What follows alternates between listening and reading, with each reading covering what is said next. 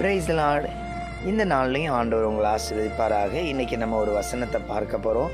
எந்த வசனம் அப்படின்னா, ஆதியாகமம் 12வது அதிகாரம் அதனுடைய 2வது வசனம். ஆபிரகாமை பார்த்து கர்த்தர் சொல்கிறாரு, நீ ஆசீர்வாதமாக இருப்பாய். ஆபிரகாமுக்கு ஒரே ஒரு ஆசை தான், ஒரு குழந்தை வேணும். எனக்கு எப்படியாவது ஏசப்பா என்ன பண்ணுங்க, குழந்தை தாங்க.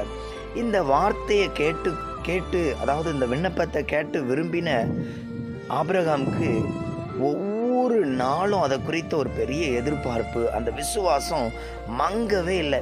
ஒரு கட்டத்தில் தூதர்கள் வந்து சொல்கிறாங்க, நாங்கள் மறுபடியும் வருவோம், உன் வீட்டில் ஒரு குமாரன் இருப்பான். இதை கேட்ட ஆபிரகாமுக்கு ஆண்டவர் நமக்கு தந்துட்டார். இல்லை, இப்போ சமீபத்தில் இந்த ஆசீர்வாதம் என்ன பண்ண போகுது, கிடைக்க போகுது.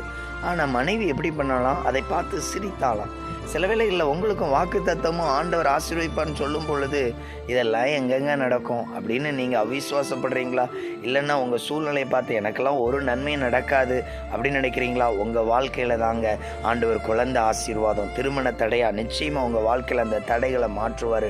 நீங்களும் விசுவாசிங்க. இயேசுவால் கூடாத காரியம் ஒன்றும், கட்டாயம் என்னை ஆசீர்வதிப்பார்னு சொல்லுங்கள். நிச்சயமாக இயேசப்பா பெரிய ஆசீர்வாதத்தை உங்களுக்கு தருவாங்க. ஆமேன்.